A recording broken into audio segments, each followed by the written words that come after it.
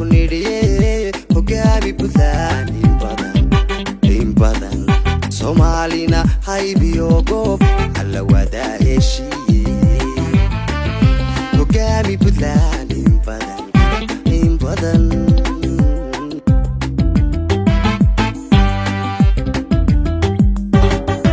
adada furay hananka isbiyada horseeday adahimilada lahayo haatan baad dhabaysay ambalyaan kuniriye hogaami buntland in badan Soomaalina haybiyo goob alla wada heshiiye hogaami buntland in badan taniyo in badan hogaami buntland adada furay hananka isbiyada horseeday adahimilada lahayo haatan baad dhabaysay ambalyaan kuniriye hogaami buntland in badan Soomaalina haybiyo goob alla wada heshiiye hogaami buntland in badan taniyo in badan hogaami buntland adaa heelanoo haliya taniyo hormuuda adaa hawlkaroo haldoora taniyo horseeda ambalyaan kuniriye hogaami buntland in badan Soomaalina haybiyo goob alla wada heshiiye hogaami buntland in badan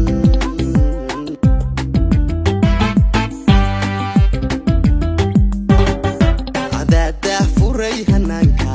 isbiyada horseeday adahimilada lahayo haatan baad dhabaysay ambalyaan kuniriye hogaami buntland in badan Soomaalina haybiyo goob alla wada heshiiye hogaami buntland in badan taniyo in badan hogaami buntland marka hore waxaan si gaar ah u salaamayaa wasiir Khadiija xildhibaan Mustafa Buxlow iyo wasiir Maareeye oo runtii kolleegayga ahaa xildhibaanaha islahay xafladana si gaar u abaabulay iyo asxaabta kale ay matalayaan dhammaantood waxaan kaloo si gaar u salaamayaa gudoomiyaha degmada Howlwadaag oo degmadayda ah sidoo kale asxaabtii reer Howlwadaag ee asxaabteydii hore iyo kuwa hadda jooga labadaba runtii caawa farxadeyda lama soo koobi karo waan ka mahad celinayaa intii soo qabanqaabisay intii soo xaadirtayba xafladan qiimaha badan oo magaaladeydii marlabaad aniga oo mas'uul ah oo state mas'uulka ah liigu soo dhaweeyey tan iyo markii aan imid oo garoonka soo degay ilaa maanta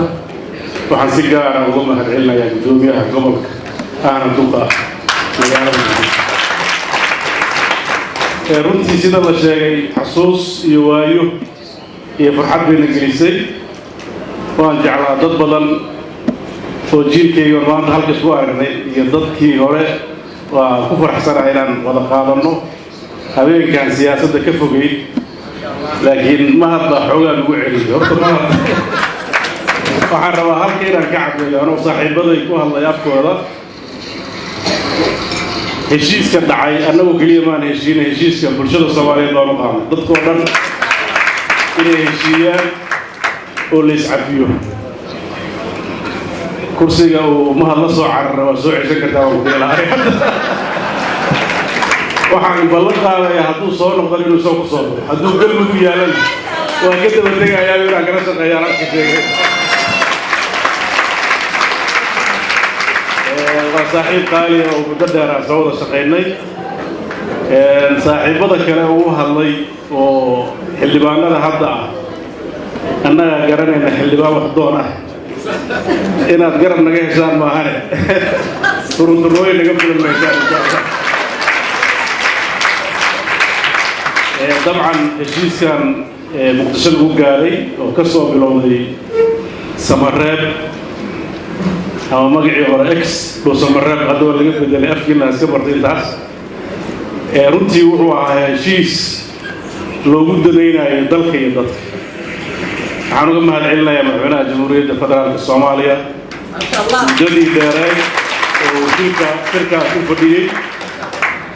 waayadan dambe waa dhici kartaa media aanan warhayn baa mararka qaarkood wax badan sheega runtii intii la joogay dood fiican iyo wada xaajood lagu salaynayo maxaa dalka marxaladan dan ugu jirta ayay inta badan ku socday laakiin marna xiniftan siyaasadeed ma jirin kala aragtiduwanaantuna waa midda waqtigaas keentay in marka dambe meel la isdhihi karo iyadoo laga fiirinayo midnimada dalka xasiloonidiisa iyo qabsoomidda doorasho waqtigaysan oo waqtigeedii ah intaasaa saldhig u ahayd waana filayaa intaas intiinaba inaad u arkayseen inuu tahay in macquul ah oo cid kastoo meeshaas joogto ay sidaa u arki lahayd marka waxaan rajaynayaa sidaa loo sheegay heshiiskan cidna looguma darnaan cidna looguma roonaan wuxuu ahaa dalka danta iyo maslaxadiisa haddii cid ay leedahay abaalkiisa iyo magaciisana madaxweynaha jamhuuriyadda federaalka soomaaliya oo ahaa cidda gartay in sidaas ay wax ku dhacaan iyo saaxiibadii kale ee ka soo qayb galay ee maamulada matalayay iyo guddoomiyaha gobolka banaadir oo isaguna goobjooga waxaan rabaa siyaasadda uu ku dheeraaday inaan ku dheeraado marrabo intaasaan rabaa inaan ku xiro keliya inaan intaas sheego dabcan inaan iscafinay baan anoo saaxiibada qiraya marka inaad ansixisaan waa rajaynayaa ilaahay oo dhagaxtuurka iska daysaan insha Allah aadaan ugu faraxsanahay runtii in xafladan qabsoonto in saaxiibadii reer wadaag ay halka joogaan in maanta runtii karaamadan iyo sharaftan aan halka ku helnay waxay muujinaysaa dadka Soomaaliyeed inay yihiin dad midab meel walba wada joogo dabcan mas'uuliyad markaa haysid siyaasaddu waayadan dambe waa iska xarjiidkeeda badan yahay oo warkeedu waa gaar marka annaga xamar markaan joogi jiray maalintiina waa la feertami jiray habeenkiina waa la wada caweyn jiray marka haddii maalinta xataa dhagax la isku tuuro habeenkii waa la wada joogaa laba kala maqnaa dad ehelaa leeyahay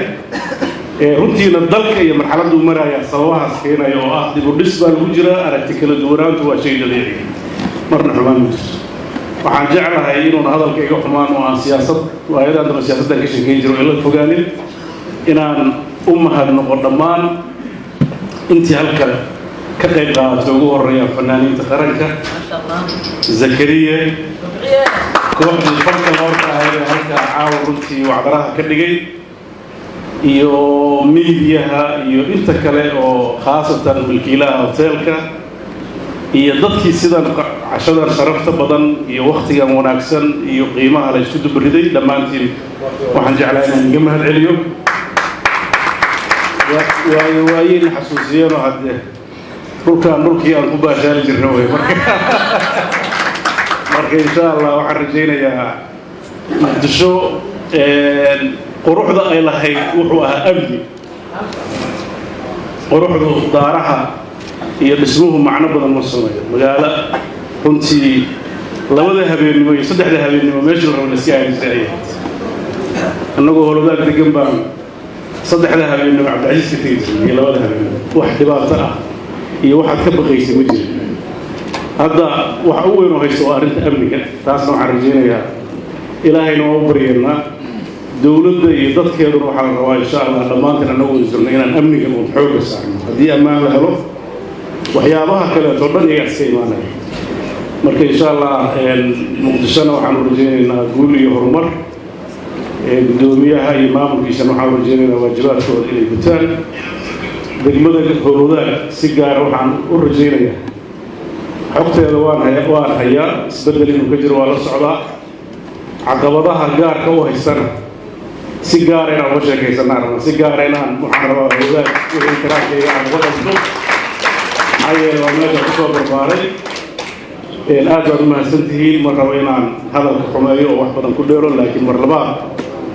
maamaqdiinta si gaara mar labaad ugu ورنتي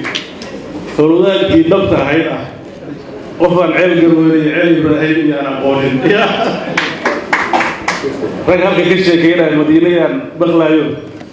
مركز أنا كحمل جوم جرا ضد كمدينة جو حمرتين اللي يجي ضد أصل البلد كأما ضد كلام كسر عرّي وركا مدينة يهروا يعرفوا بتكسين كريم لكن مقالوي تص أصل كها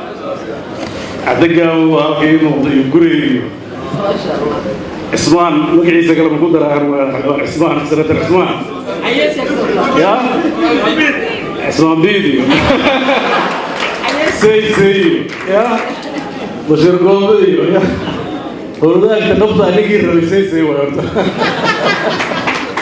وركان ما سنتين وحرجينا يا فرحنا صاير لك أمثال بانوانكم فرحسنا لبصنوا عليسي وضحنونا عاول يجر المركز ما جاز أمام يقدر ذا ما سهل ما